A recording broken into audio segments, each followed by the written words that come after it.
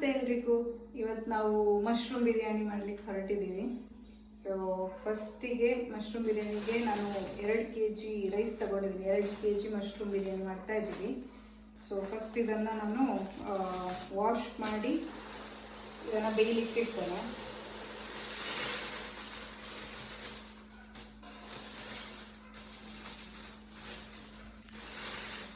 So 15 minutes ನೆನೆಸಿ ಕೂಡ ಇಡ್ಬೋದು, ಹಾಗೆ ಕೂಡ ಮಾಡ್ಬೋದು.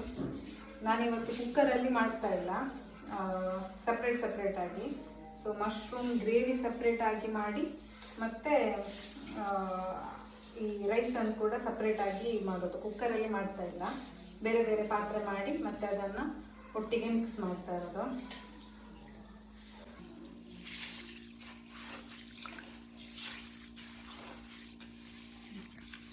ಇದೊಂದು 3 ಟೈಮ್ಸ್ ವಾಶ್ ಮಾಡಬೇಕು. 3 ಟೈಮ್ಸ್ ಅದು ರೈಸ್ದು ವಾಟರ್ ಕ್ಲಿಯರ್ ಆಗೋ ತನಕ ವಾಶ್ ಮಾಡಿ ಮತ್ತೆ ತೆಗಿಬೇಕು. ಅದು ಫಸ್ಟ್ ಇದು ವೈಟಿಶ್ ಇರುವಂಥ ನೀರೆಲ್ಲ ಕ್ಲಿಯರ್ ಆಗಬೇಕು. ಒಂದು 3 ಸರ್ತಿ ವಾಶ್ ಮಾಡಿದರೆ ಕ್ಲಿಯರ್ ಆಗುತ್ತೆ.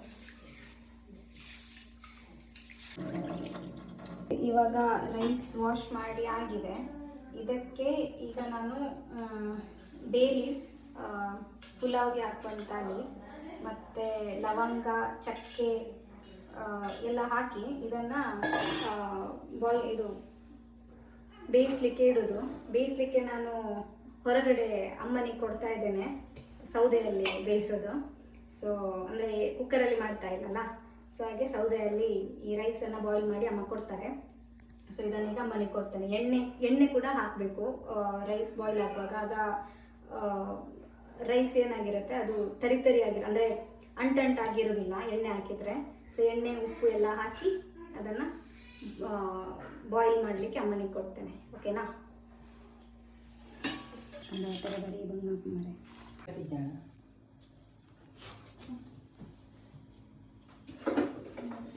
ಓಕೆ, ಈಗ ನಾನು ಕುಕ್ಕರಲ್ಲಿ ಬಟಾಣಿನ ಬೇಯಲಿಕ್ಕೆ ಇಡ್ತೇನೆ. ಅದು ಓಪನ್ ಆಗಿ ಅಂದರೆ ತುಂಬ ಹೊತ್ತಾಗ್ತದಲ್ಲ, ಅದಕ್ಕೆ ಬಟಾಣಿನ ನೆನೆಸಿ ಅದನ್ನು ವಾಶ್ ಮಾಡಿದ್ದೇನೆ. ಸೊ ಬಟಾಣಿಗೆ ಸ್ವಲ್ಪ ಉಪ್ಪು, ಇಷ್ಟು ಉಪ್ಪು ಸಾಕು, ಮತ್ತು ಸ್ವಲ್ಪ ನೀರು ಹಾಕಿ ಇದನ್ನು ಸ್ವಲ್ಪ ನೀರು ಸಾಕು. ಕುಕ್ಕರಲ್ಲಿ ಒಂದು 2 ವಿಸಿಲ್ ಬೇಯಿಸಿದರೆ ಸಾಕಿದು.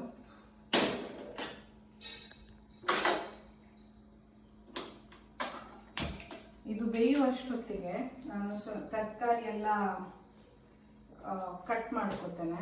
ಸೊ ತರಕಾರಿ ನಾನಿಲ್ಲಿ 4 ಟೊಮೆಟೊ ತಗೊಂಡಿದ್ದೇನೆ, ಮತ್ತು 3 ನೀರುಳ್ಳಿ ಇದೆ, ಮತ್ತು ಒಂದು 10 ಹಸಿ ಮೆಣಸು ಉಂಟು, ಮತ್ತು ಇಲ್ಲಿ 3 ಪ್ಯಾಕೆಟ್ ಮಶ್ರೂಮ್ ತಗೊಂಡಿದ್ದೇನೆ. ಅಂದರೆ 2 kg ರೈಸ್ ಇದೆ ಅಲ್ಲ, ಸೊ 3 ಪ್ಯಾಕೆಟ್ ಮಶ್ರೂಮ್ ತಗೊಂಡಿದ್ದೇನೆ. ಸೊ ಮಶ್ರೂಮ್ನ ಕ್ಲೀನ್ ಮಾಡಲಿಕ್ಕೆ ಉಂಟು.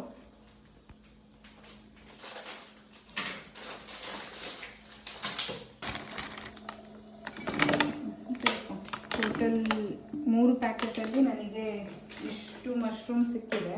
ಅದನ್ನು ಸ್ವಲ್ಪ ಕ್ಲೀನ್ ಮಾಡಬೇಕು. ಸ್ವಲ್ಪ ಬ್ಲ್ಯಾಕ್ ಇರೋದೆಲ್ಲ ತೆಗಿಬೇಕು. ಫ್ರೆಶ್ ಇದೆ, ಬ್ಲ್ಯಾಕ್ ಅಂದರೆ ಒಳಗಡೆ ಏನು ಬ್ಲ್ಯಾಕ್ ಏನೂ ಆಗಿಲ್ಲ, ಬಟ್ ಹೊರಗಡೆ ಇರುವಂಥ ಈ ಮಣ್ಣೆಲ್ಲ ಕ್ಲೀನ್ ಮಾಡಬೇಕು. ಸೊ ಅದು ಕ್ಲೀನ್ ಮಾಡುವ. ಅದಕ್ಕಿಂತ ಮುಂಚೆ ನಾನು ತರಕಾರಿನೆಲ್ಲ ಕಟ್ ಮಾಡ್ತೇನೆ. ತರಕಾರಿ ಅಂದರೆ ನನಗದು ಗ್ರೈಂಡ್ ಮಾಡಲಿಕ್ಕೆ ಬೇಕು, ಅಂದರೆ ಮಸಾಲ ಮಾಡಲಿಕ್ಕೆ. ನಾನು ಈರುಳ್ಳಿ, ಟೊಮೆಟೊ ಎಲ್ಲ ಕಟ್ ಮಾಡಿ ಅದನ್ನು ಸ್ವಲ್ಪ ಫ್ರೈ ಮಾಡಿ ಮತ್ತೆ ಪೇಸ್ಟ್ ಮಾಡೋದು. ಸೊ ಹಾಗಾಗಿ ಇದನ್ನೆಲ್ಲ ನಾನೊಂದು ಇಷ್ಟು ದೊಡ್ಡ ಶುಂಠಿ ತಗೊಂಡಿದ್ದೇನೆ. ಇಲ್ಲಿ ಒಂದು ನನಗೆ ಸಮಸ್ಯೆ ಏನಪ್ಪ ಅಂದರೆ ನನ್ನ ಚಾಕು ಕಟ್ಟಾಗಿದೆ. ಸೊ ಈ ಚಿಕ್ಕ ಚಾಕುವಿಂದ ಅಡ್ಜಸ್ಟ್ ಮಾಡ್ತಾ ಇದ್ದೇನೆ. ಸ್ವಲ್ಪ ಕಷ್ಟ ಉಂಟು ಇದರಲ್ಲಿ ಮಾಡಲಿಕ್ಕೆ, ಚಿಕ್ಕ ಅಲ್ಲ.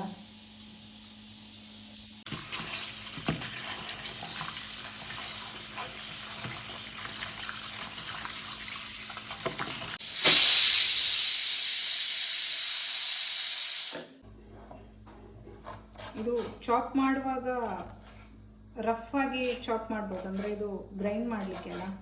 ಸೊ ರಫ್ ಆಗಿ ಚಾಪ್ ಮಾಡ್ತೇನೆ ನಾನು. ಈರುಳ್ಳಿ 3 ಈರುಳ್ಳಿಯಲ್ಲಿ 1 ಈರುಳ್ಳಿ ಬೇಯಲಿಕ್ಕೆ ಇಡ್ತೇನೆ, ಮತ್ತು 2 ಈರುಳ್ಳಿ ಗ್ರೇವಿಗೆ. ಸೊ ಗ್ರೇವಿಗೆ ರಫ್ ಆಗಿ ಚಾಪ್ ಮಾಡ್ಕೋತೇನೆ.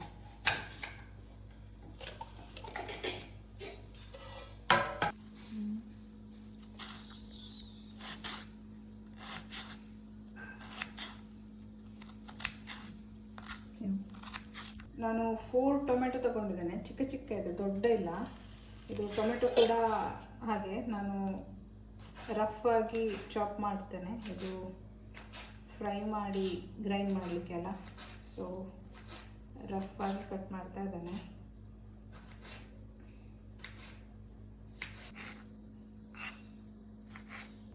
ನಾನೊಂದು 10 ಕಾಯಿ ಮೆಣಸು ತಗೊಂಡಿದ್ದೇನೆ. ಸೊ 2 kgಗೆ 10 ಮೆಣಸು ಬೇಕಾಗ್ಬೋದು.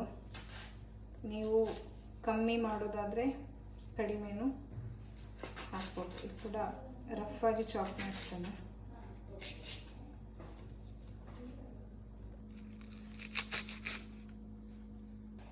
ನಾನು ಒಂದು ಮುಷ್ಟಿ ಆಗುವಷ್ಟು ಬೆಳ್ಳುಳ್ಳಿ ತಗೊಂಡಿದ್ದೇನೆ. ಬೆಳ್ಳುಳ್ಳಿನ ಸ್ವಲ್ಪ ಸ್ಮ್ಯಾಶ್ ಮಾಡಿ ಹಾಕ್ತೇನೆ, ಅದು ಫ್ರೈ ಮಾಡಲಿಕ್ಕೆ ಈಸಿ ಆಗುತ್ತೆ.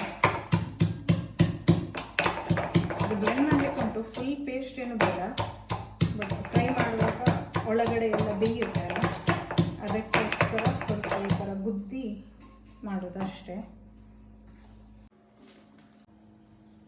ಓಕೆ, ಇವಾಗ ಇದನ್ನೆಲ್ಲ ಫ್ರೈ ಮಾಡಲಿಕ್ಕೆ ನಾನು ಒಂದು ಪಾತ್ರೆಗೆ ಸ್ವಲ್ಪ ಎಣ್ಣೆ ಹಾಕ್ತೇನೆ. ತುಂಬ ಬೇಡ, ಸ್ವಲ್ಪ ಸಾಕು, ಜಸ್ಟ್ ಫ್ರೈ ಮಾಡಲಿಕ್ಕೆ ಅಷ್ಟೇ. ಅದಕ್ಕೆ ಸ್ವಲ್ಪ ಸಾಸಿವೆ ಕೂಡ ಹಾಕ್ತೇನೆ, ಗ್ರೈಂಡ್ ಆಗುವಾಗ ಇದಾಗುತ್ತೆ. ಮತ್ತು ಇದರಲ್ಲಿ ಸೋಂಪಿದೆ, ಚಕ್ಕೆ ಇದೆ, ಲವಂಗ ಇದೆ, ಇದನ್ನೆಲ್ಲ ಇದಕ್ಕೆ ಹಾಕ್ತೇನೆ, ಗರಂ ಮಸಾಲಸನ್ನು.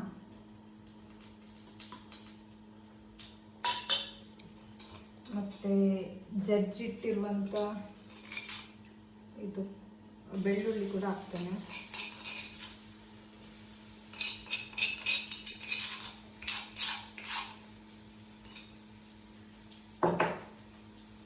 ಮತ್ತು ಬೇವು, ತುಳುವಳ್ಳಿ ಬೇವ್ರೆ ಅಂತ ಹೇಳ್ತಾರೆ, ಕನ್ನಡದಲ್ಲಿ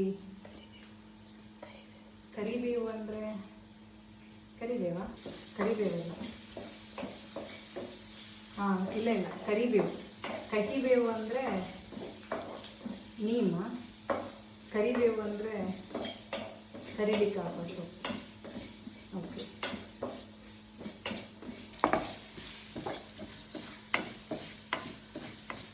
ಓಕೆ, ಇದಕ್ಕೀಗ ನಾನು ಈರುಳ್ಳಿ ಎಲ್ಲ ಹಾಕ್ತಾ ಇದ್ದೇನೆ.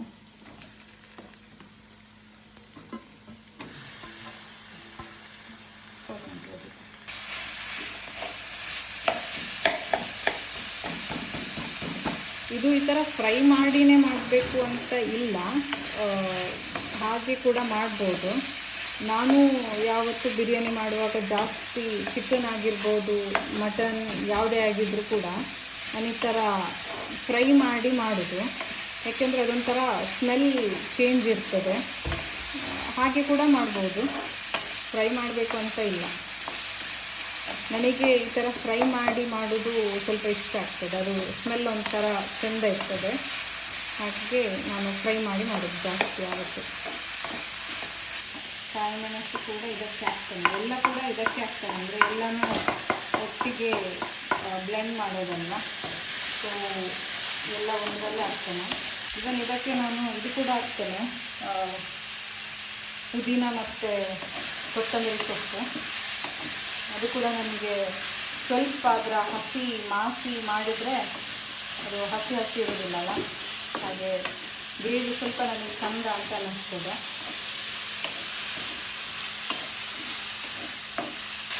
ಇದನ್ನೊಂದು ಈ ಥರ ಒಂದು 5 ಮಿನಿಟ್ಸ್, ಇದು ಒಂದು 5 ಮಿನಿಟ್ಸ್ ಫ್ರೈ ಆದರೆ ಸಾಕು, ಜಾಸ್ತಿ ಫ್ರೈ ಆಗಬೇಕು ಅಂತ ಏನೂ ಇಲ್ಲ. ಜಸ್ಟ್ ಅದೊಂದು ಈರುಳ್ಳಿ ಎಲ್ಲ ಸ್ವಲ್ಪ ಸಾಫ್ಟ್ ಆಗೋ ತನಕ ಫ್ರೈ ಮಾಡಿದರೆ ಸಾಕು.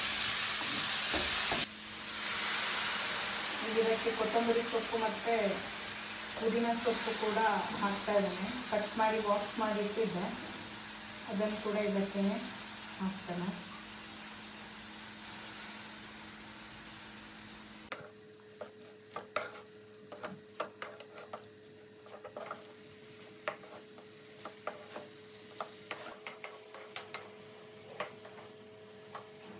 ಇದಕ್ಕೆ ಸ್ವಲ್ಪ ನಾನು ಉಪ್ಪು ಕೂಡ ಹಾಕ್ತೇನೆ, ಆಗ ಮಸಾಲದಲ್ಲಿ ಉಪ್ಪು ಕೂಡ ಇರುತ್ತೆ.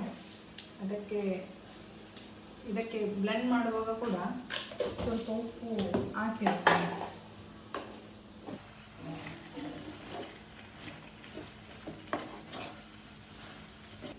ಓಕೆ, ಇದಿನ್ನು ಸಾಕು. ಇದನ್ನು ಆಫ್ ಮಾಡ್ತೇನೆ. ಇದು ಸ್ವಲ್ಪ ಇನ್ನೂ ತಣ್ಣಗೆ ಹಾಕಬೇಕು. ತಣ್ಣಗಾಗಲಿಕ್ಕೆ ನಾನು ಒಂದು ದೊಡ್ಡ ಬಟ್ಟಲಲ್ಲಿ ಇದನ್ನು ದೊಡ್ಡ ಬಟ್ಟಲಲ್ಲಿ ಹಾಕಿರ್ತೇನೆ. ಆಗ ತಣ್ಣಗಾಗುತ್ತೆ. ಇಲ್ಲಾಂದರೆ ಬ್ಲೆಂಡ್ ಮಾಡಲಿಕ್ಕೆ ಆಗೋದಿಲ್ಲಲ್ಲ.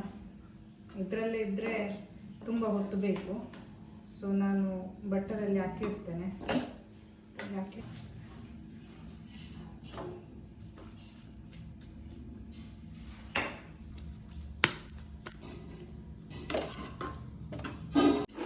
ಓಕೆ, ನಂದು ರೈಸ್ ಈಗ ಬೆಂದಿದೆ. ರೈಸ್ ರೆಡಿ ಆಗಿದೆ. ಸೊ ಕೆಲ್ಸಿ ಫುಲ್ ತರಿ ಆಗಿದೆ. ಇದನ್ನು ಬದಿಗಿಡುವ.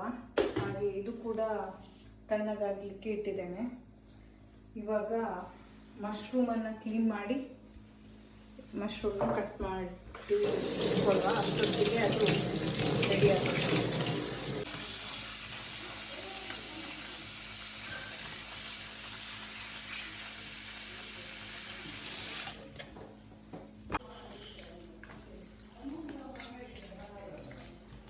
ಇದರಲ್ಲಿ ತುಂಬ ಮಣ್ಣಿರ್ತದೆ. ಸೊ ಒಂದು 2-3 ಸರ್ತಿ ಆದರೂ ಇದನ್ನು ವಾಶ್ ಮಾಡಬೇಕಾಗುತ್ತೆ.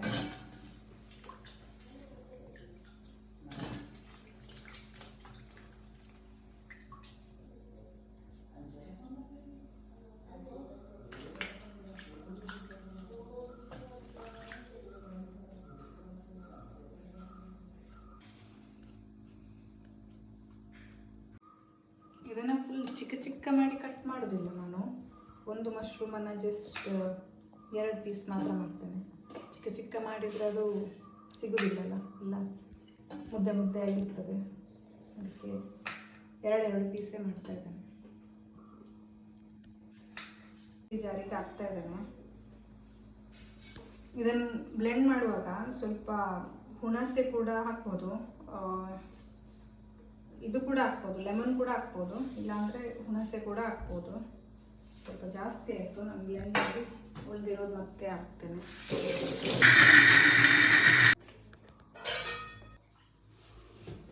ಒಂದಿಷ್ಟು ದೊಡ್ಡ ಹುಣಸೆ ಹಾಕ್ತಾ ಇದ್ದೇನೆ. ಹಾಗೆ ಸ್ವಲ್ಪ ನೀರು ಕೂಡ ಹಾಕ್ತೇನೆ ಅದಕ್ಕೆ.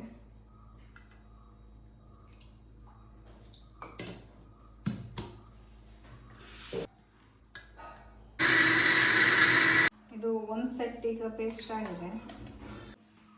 ಓಕೆ, ಇವಾಗ ನಾವು ಮಶ್ರೂಮನ್ನು ಬೇಯಲಿಕ್ಕಿಲ್ಲ. ಸೊ ಇದಕ್ಕೆ ನಾನು ಮಣ್ಣಿದ್ದು ಪಾತ್ರೆಯನ್ನು ಯೂಸ್ ಮಾಡ್ತಾ ಇದ್ದೇನೆ. ಮಣ್ಣಿದ್ದು ಪಾತ್ರೆಯಲ್ಲಿ ಮಾಡುವ. ಸೊ ಫಸ್ಟ್ ಸ್ವಲ್ಪ ಎಣ್ಣೆ ಹಾಕ್ತೇನೆ, ಮತ್ತು ಗೀ ಹಾಕ್ತೇನೆ.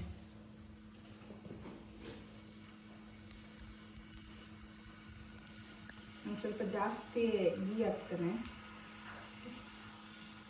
ಪರಿಮಳ ಚೆಂದ ಬರ್ತದೆ.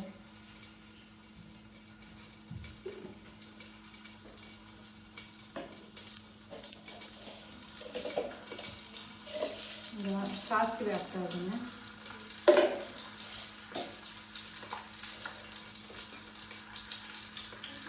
ಮತ್ತು ಇದು ಕರಿಬೇವು. ಆಗೊಂದು ಸರ್ತಿ ಇದ್ರೆ ಡಿಸ್ಕಷನ್ ಆಯಿತು, ವಾಪಸ್ ಮಾಡ್ತಾಯಿತ್ತು.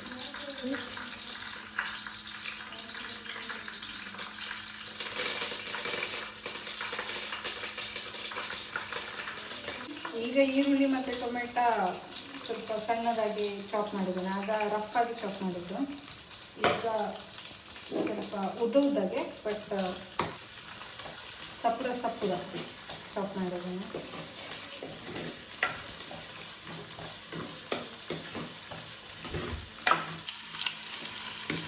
ಮಂಗಳೂರಿನಲ್ಲಿ ತುಂಬ ಸೆಕೆ. ಇವಾಗ ಕಿಚನಲ್ಲಿ ಒಂದು ಅರ್ಧ ಗಂಟೆ ನಿಲ್ಲಕ್ಕಾಗೋದಿಲ್ಲ, ಅಷ್ಟು ಸೆಕೆ.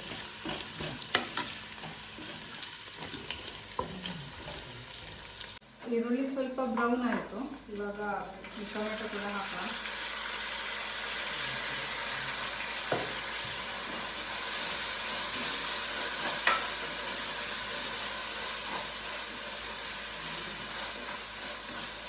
ಇವನ್ ಮಶ್ರೂಮ್ ಕೂಡ ಹಾಕ್ತಾ ಇದ್ದೇನೆ ಇದಕ್ಕೆ.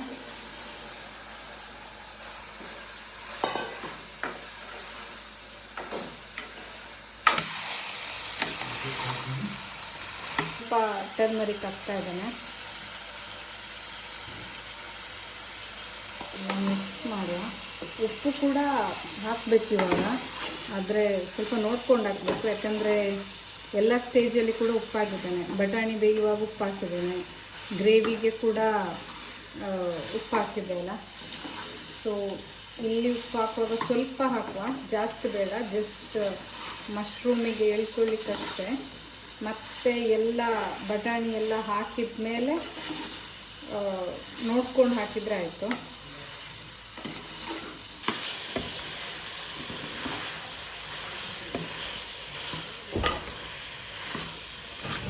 ಈಗ ಸ್ವಲ್ಪನೇ ಉಪ್ಪು ಹಾಕ್ತಾರೆ ಇದ್ದಾರೆ, ಜಾಸ್ತಿ ಬೇಡ. ಮತ್ತೆ ನೋಡಿ ಹಾಕಿದರೆ ಆಯಿತು.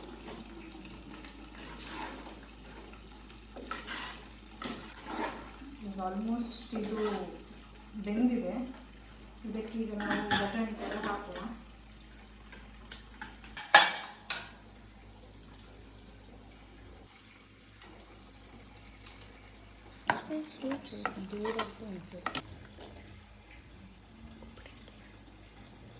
ಉಪ್ಪು ನೋಡ್ತಾ ಇದ್ದಾನೆ.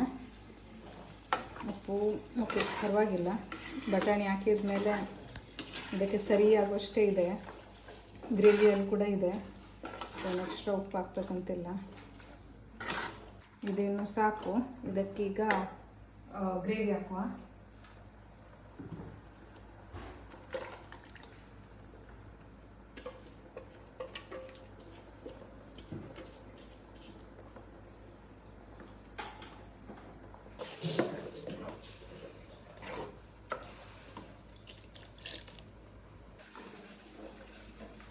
ಸ್ವಲ್ಪ ಚಿಕನ್ ಮಸಾಲ ಹಾಕ್ತಾ ಇದ್ದೀನಿ, ಚಿಕನ್ ಫ್ಲೇವರ್ ಬರಲಿಕ್ಕೆ.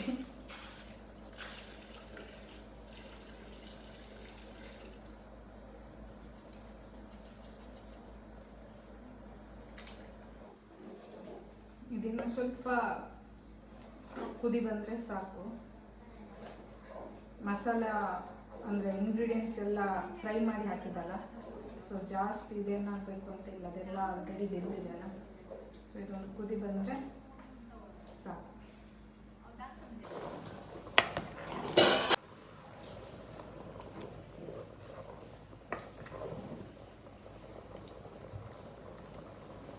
ಓಕೆ, ಈಗ ಇದು ಗ್ರೇವಿ ರೆಡಿ ಆಗಿದೆ. ಸೊ ಇಲ್ಲಿ ರೈಸ್, ಸ್ವಲ್ಪ ರೈಸ್ ಇಲ್ಲಿ ಹಾಕಿದ್ದೇನೆ. ಸೊ ಇದನ್ನು ಮಿಕ್ಸ್ ಮಾಡಿ ಲೇಯರ್ ಲೇಯರ್ ಥರ ಮಾಡಿ ಹಾಕುವ. ಫಸ್ಟಿಗೆ ರೈಸ್ ಮತ್ತು ಸ್ವಲ್ಪ ಗ್ರೇವಿ ಮತ್ತು ವಾಪಸ್ ರೈಸ್ ಹಾಕುವ.